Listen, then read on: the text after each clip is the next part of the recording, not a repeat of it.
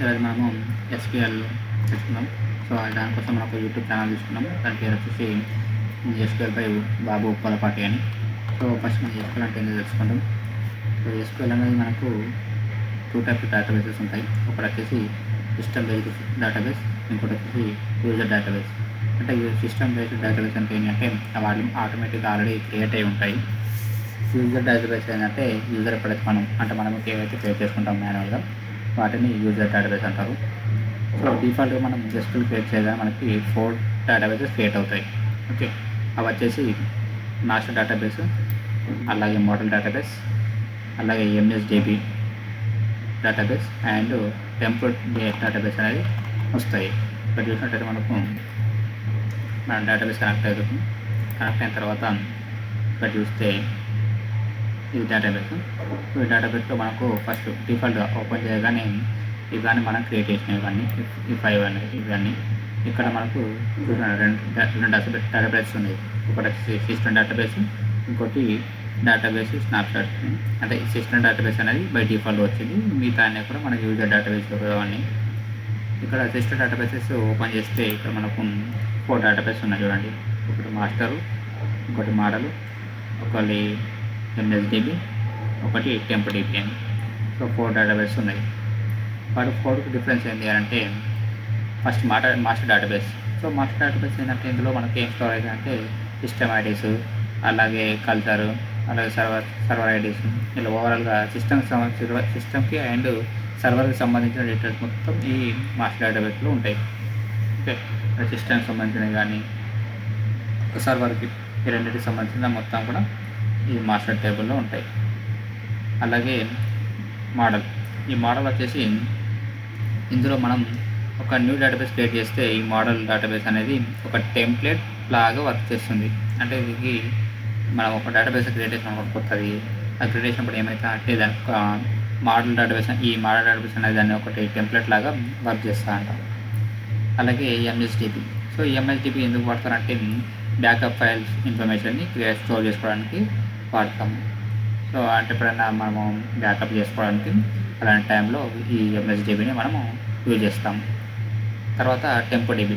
So ఈ temp database ఏంటంటే మనం స్టోర్ ప్రొసీజర్స్ని క్రియేట్ చేసేటప్పుడు టెంప్ డేటాబేస్లో డేటాని స్టోర్ చేస్తాం.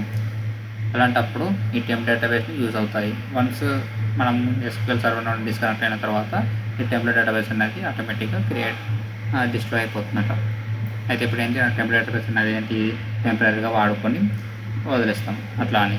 ఎందుకంటే ఇప్పుడు మనం స్టోర్ పొజిషన్స్ ఎప్పుడైతే రాసి చేసినప్పుడు టేబుల్స్ అన్ని క్రియేట్ చేస్తాం కదా. ఆ టేబుల్స్ అన్ని క్రియేట్ చేసుకొని డేటా అనేది ఆ ఆపరేషన్ అన్ని పర్ఫామ్ చేసిన తర్వాత ఎప్పుడైతే మనము ఎస్క్యూఎల్ని క్లోజ్ చేస్తామో అంటే సర్వర్ అనేది డిస్కనెక్ట్ చేస్తామో డిస్కనెక్ట్ చేసిన వెంటనే ఏదైతే టెంప్ డేటా ఉంటుందో అది ఆటోమేటిక్గా డిస్ట్రాయ్ అయిపోతుంది. సో దాని పరంగా మనకు డేటా అనేది ఈజీగా ఉంటుంది యాక్సెస్ చేసుకోవడానికి. అలాగే మెమరీ కూడా స్టోరేజ్ అనేది ఎక్కువ వేస్ట్ అవ్వకుండా ఉంటుంది. అలాగే యూజర్ డేటాబేస్. సో ఇప్పుడు యూజర్ డేటాబేస్ అంటే ఇవి ఇక్కడ ఏదైతే మనం క్రియేట్ చేసుకుంటామో అవి user databases. So user create చేసిన డేటాబేస్ని యూజర్ డేటాబేస్ అంటారు. ఈ డేటాబేస్ అనేది బిజినెస్ రిలేటెడ్ ఇన్ఫర్మేషన్ స్టోర్ చేసుకోవడానికి యూజ్ చేస్తామట. అయితే ఇది ఏంటి అంటే మనం బిజినెస్ ఇప్పుడు మనం మార్కెట్ ప్రాజెక్ట్స్ కానీ లేకుంటే స్కూల్ ప్రాజెక్ట్స్ కానీ ఏవైతే ఉంటాయో ఆ బిజినెస్కి సంబంధించినవి ఏవైతే ఉంటాయో వాటిని పర్ఫామ్ చేసుకోవడానికి ఈ యూజర్ డేటాబేస్ని మనము యూజ్ అవుతాం అన్నట్టు.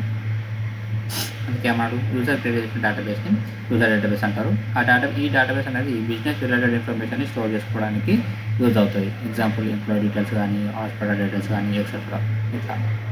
అలాగే ఎస్క్యూఎల్లో యూజర్ క్రియేట్ చేసిన డేటాబేస్ని క్రియేట్, ఆల్టర్, డ్రాప్ని 2 విధాలుగా మనం చేయొచ్చంట. అంటే ఎస్క్యూఎల్లో యూజర్ క్రియేట్ చేస్తారు కదా డేటాబేస్ని, అంటే ఇవి ఏవైతే ఉంటాయో ఈ డేటాబేస్ని. సో వీటిలో మనము క్రియేట్ కానీ ఆల్టర్ కానీ డ్రాప్ కానీ ఇలాంటివి ఉంటాయి కదా, వీటిని మనము 2 విధాలుగా పర్ఫామ్ చేయొచ్చు ఈ ఆపరేషన్స్ని. అవి ఏంటి అంటే గ్రాఫికల్ యూజింగ్ ఎస్క్యూఎల్ సర్వర్, లేదంటే యూజింగ్ ఏ క్వైరీ. అంటే మనం క్వైరీస్ రాస్తాం కదా క్రియేట్ డేటాబేస్ ఎంప్లాయీ టేబుల్ అట్లా అని.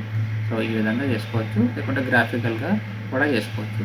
సో గ్రాఫికల్గా మనం ఎక్కువగా వాడము. ఇది ఎక్కువ మనం వాడేది ఫైల్ యూజ్ చేస్తాం కాబట్టి వాటి గురించి తెలుసుకున్నాం. సో మనం గ్రాఫికల్గా లేదా క్వైరీ యూజ్ చేసి డేటాబేస్ని క్రియేట్ చేసినా కానీ, అంటే ఇంటి గ్రాఫికల్గా చేసినా లేదంటే క్వైరీ యూజ్ చేసి మనము డేటాబేస్ని క్రియేట్ చేసినా కానీ మనకు 2 ఫైల్స్ అనేవి క్రియేట్ అవుతాయంట. అవి ఏంటి అంటే .mdf file and .ldf file. So .mdf file అంటే ఏంటి అంటే మాస్టర్ డేటా ఫైల్ ఇది. Okay, so select the above query and click on either execute option or specify where we created database graphically, అంటే graphical తీసుకోవడానికి ఈ విధంగా ఉంటుంది. Okay, అలాగే MDF ఫైల్ అంటే master database file. It contains actual data. This file will store all tables data and it will be saved with an extension of .mdf file. Okay, అంటే ఇందులో data అనేది table రూపంలో store అవుతుంది. అది దాని extension ఏమి ఉంటుంది, .mdf ఫైల్తో ఉంటుంది. ఓకే, ఇక్కడ అదే ఉంది. మనం స్టోర్ చేసిన డేటా మొత్తం ఈ .mdf ఫైల్లో స్టోర్ అవుతుంది. మనం ఇచ్చిన డేటాని ఇది టేబుల్ ఫార్మాట్లో డేటాని స్టోర్ చేసుకుంటారు. ఓకే, ఈ ఎక్స్టెన్షన్ అంటే .mdf ఫైల్. అలాగే .ldf ఫైల్. ldf అంటే ఏంటి? LDF ఫైల్ ఇది transaction logic file. Okay, or recovery of database అంటే రికవర్ డేటాబేస్, అంటే డేటాబేస్ నుంచి రికవరీ చేసుకోవడానికి ఈ LDF ఫైల్ అని యూజ్ అవుతుంది. This file will store transaction query information, అంటే ట్రాన్సాక్షన్ సంబంధించిన ఇన్ఫర్మేషన్ స్టోర్ చేసుకుంటుంది. లైక్ ఏది insert, update, delete, create etcetera ఇట్లా. And saved with an extension of .ldf file, log data file. LDF అంటే log data file. Okay, the above 2 files are used for transferring the query database from the system to another system or from one location to another location.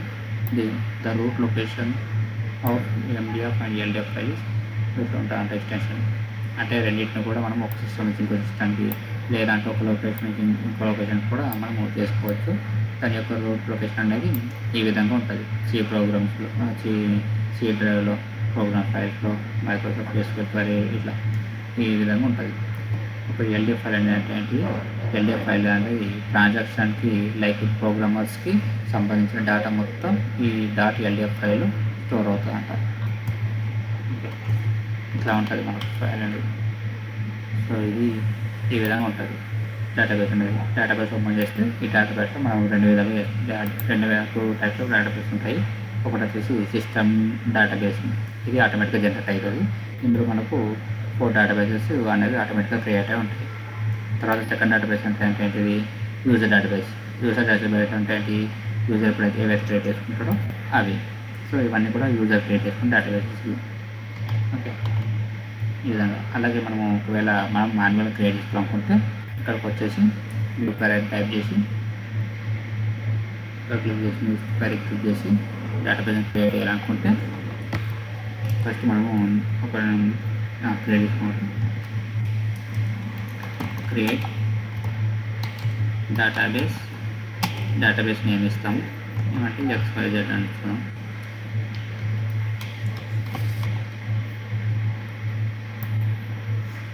So ఈ విధంగా వస్తుంది, database అనేది create అవుతుంది. So refresh చేసినట్టయితే చూడండి, ఇక్కడ మనకు XYZ అనేది డేటాబేస్ అనేది క్రియేట్ అయింది. ఈ విధంగా క్రియేట్ చేసుకోవచ్చు. సో ఈ డేటాబేస్ క్రియేట్ అయింది కదా. సో ఈ డేటాబేస్ని మనం డైరెక్ట్ యాక్సెస్ చేసుకోలేము కాబట్టి ఫస్ట్ ఆ డేటాబేస్కి మనం మూవ్ కావాలంటే యూజ్ XYZ అని టైప్ చేస్తే మనము ఆ డేటాబేస్లోకి మూవ్ అవ్వచ్చు.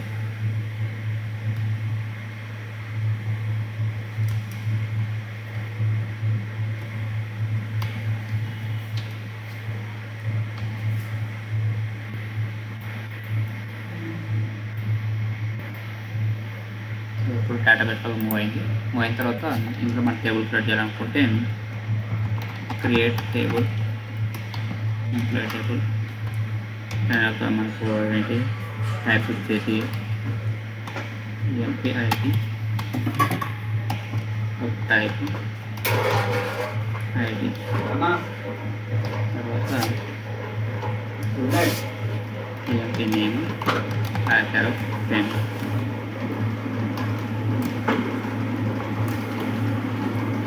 ఈ విధంగా ఇచ్చుకోవచ్చు. ఈ టైప్ మెన్షన్ చేయాలి.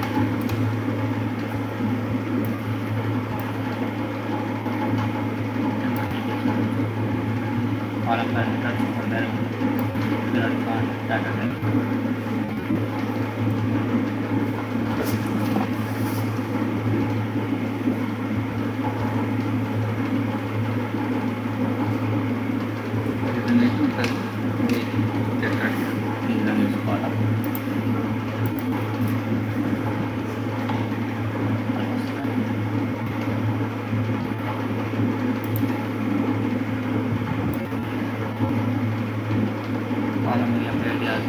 data mobile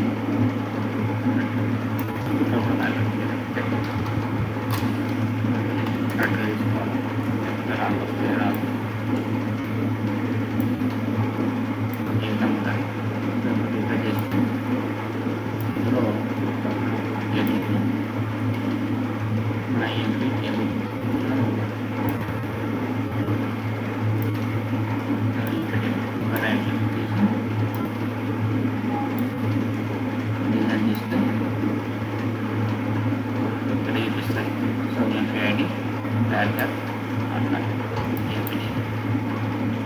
ఈ విధంగా ఉంటుంది.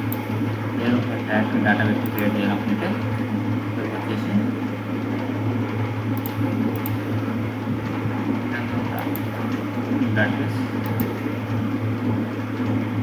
డేటాబేస్ నేమ్ ఇచ్చుకొని ఏదైనా యాడ్ చేసుకొని యాడ్ అని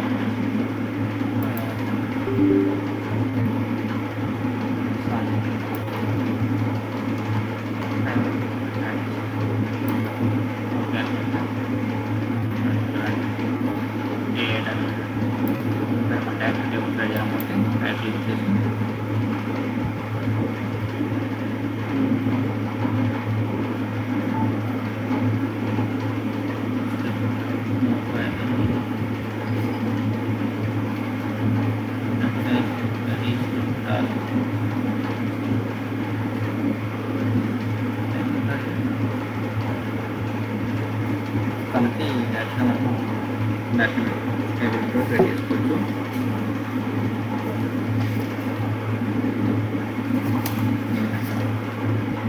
ఉంటాయి